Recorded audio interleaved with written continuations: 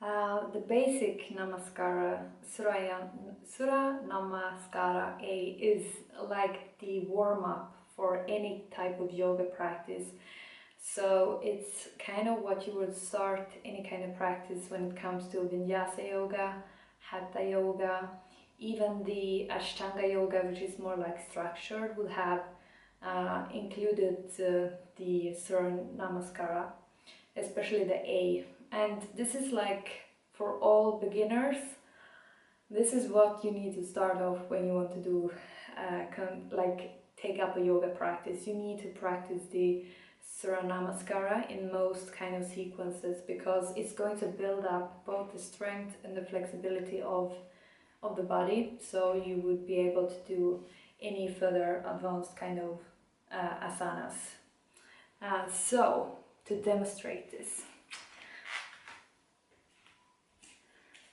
come to the top of the mat and take your big toes so they are touching together, and keep the heels kind of slightly apart, but you should feel like you have good support of the ground. And then pull the tailbone in so you have like a straight spine, and then take your hands spread wide, for example, apart to your heart, and then take your gaze so you're focusing on the top finger, index finger, and then you just start breathing very slowly and sort of focusing on the fingers with your gaze. And you inhale and extend your arms high up above your head, and here you can do slightly warm up, So on an exhale you will fold over to the right and look up, so you will feel a nice stretch on the left side of the ribs. And then inhale, come all the way up with your hands, and then extend over to the left on an exhale, so you will feel a nice stretch on the right side of the rib cage. And then again, come up to the center and keep your gaze to the top of the hands. And then exhale and swan dive forward all the way down into a nice forward fold. And here you have option to actually keep your knees slightly bent if you cannot fold completely forward over your legs. And on an inhale you will lengthen the spine so you have a straight spine. Support your hands on the lower legs, and just look straight down to the floor, and ensure that the spine is completely straight all the way to the head. So you may have to keep your legs slightly bent as well here. And then on an exhale you're going to do something called chaturanga, which means you're going to step back, if you're a beginner, into a high plank. And again, keep that tailbone and stomach muscles really tight and nice. And then as you're staying here, this is like one of these strengthening poses, asanas, that you must sort of conquer before you can do any kind of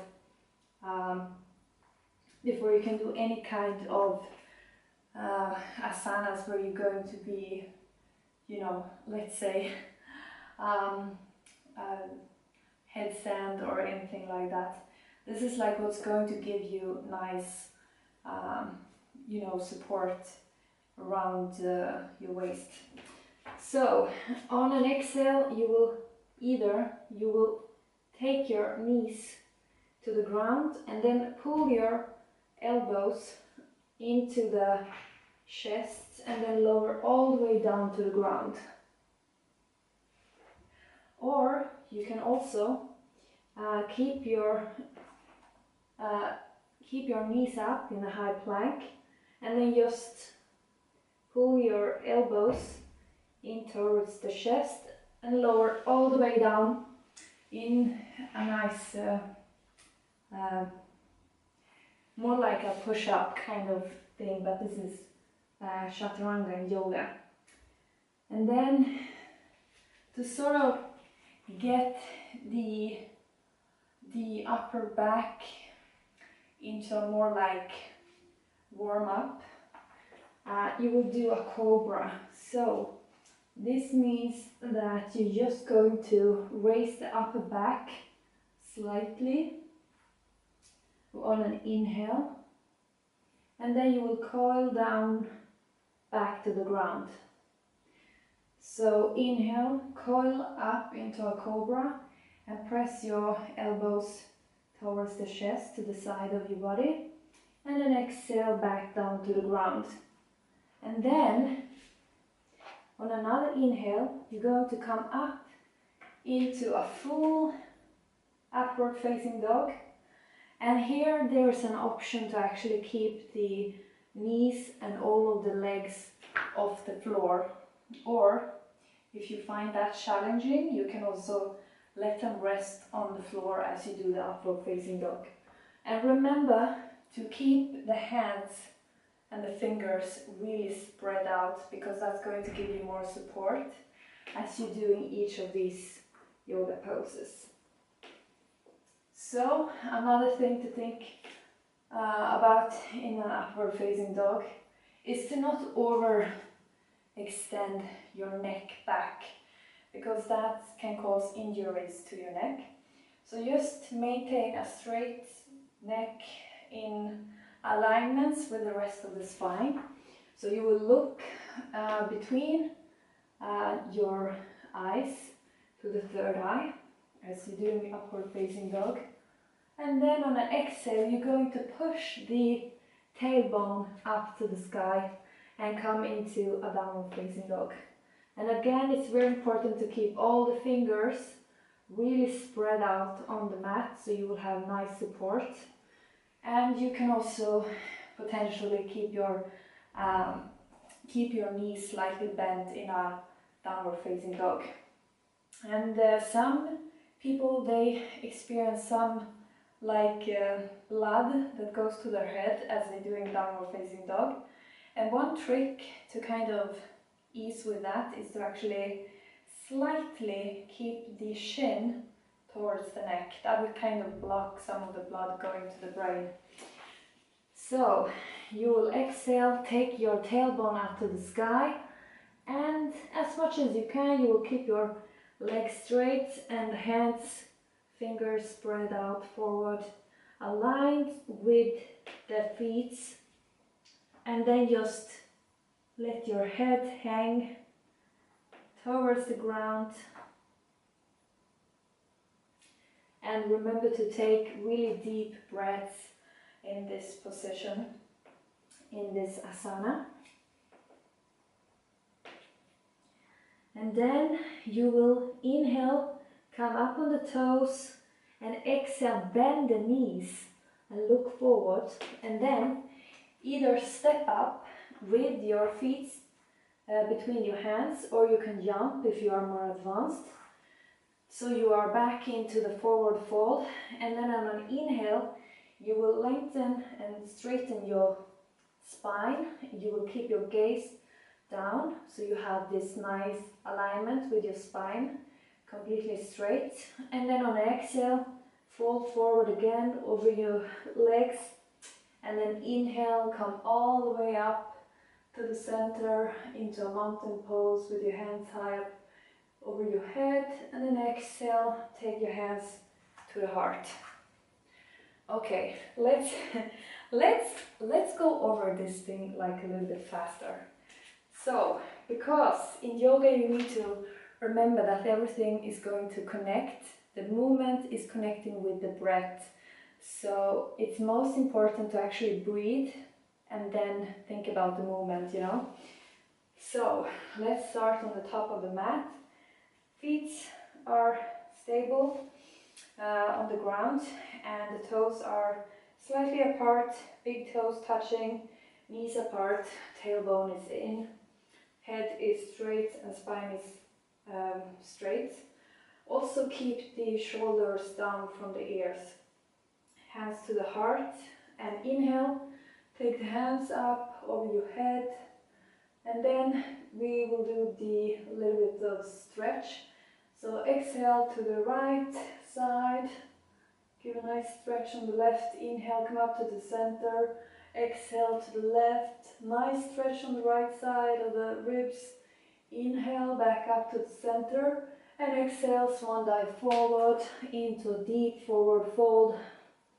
Inhale, take a nice straight spine, 90 degrees, and exhale, jump or step back into chaturanga, all the way down to the ground. Inhale, come up into upward facing dog, nice long spine, and then exhale, push the tailbone up to the sky into a down facing dog. Inhale, come up on the toes, and exhale, bend the knees, jump or step up to the mat, to the fingers, and then exhale into a deep forward fold. Inhale, straighten the spine, and then exhale, again forward fold, and inhale, take the hands all the way up above your head to the sky, gaze up towards your hands, and exhale, take your hands to the heart. One problem that typically is arising when you're doing downward facing dog or you're doing the high plank, the chaturanga, is that you will experience some kind of pressure or heaviness around your wrist, in your arms. So to actually, if you feel you're kind of getting any pain or discomfort in your wrist, it's really important to listen to the body while you're doing this and to step out of anything that you feel is not comfortable. And also to kind of, if you're working a lot in front of a computer or something, to do some wrist massage. So this means you just will rotate the wrists in each equal directions, or rotate them, and this will just help to, with anything that you might experience as discomfort in the wrist.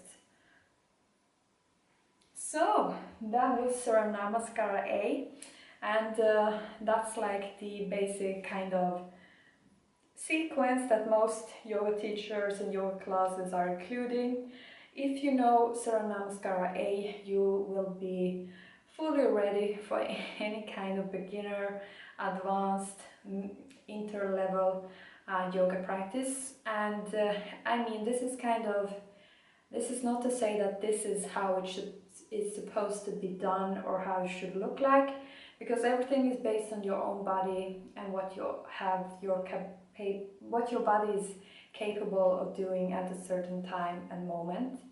And that is just the process of itself. It's going to evolve over time. If you repeat and practice, you're going to be at some other point in your flexibility and your strength after some time. Wherever you are meant to be, So another thing to think about when doing yoga is that the breath is the number one thing that you should strive towards, maintaining like a stable breath in and out. If you feel like any of the asanas becomes too strained during the practice, step out or take it a little bit, step back and just get to the zone of the asanas where you feel like you can breathe without any constraint on the breath, because the breath is actually going to cause the expansion and the lengthening and the flexibility of the muscles in the process. So typically yoga practices are ending with saying namaste, and that means that my soul in me is bowing to the soul in you. So that's typically why yoga practice people holding their hands together like this to their heart, because they're saying that. So namaste is just the concept of saying it, but in a more efficient way. So enjoy the yoga practice.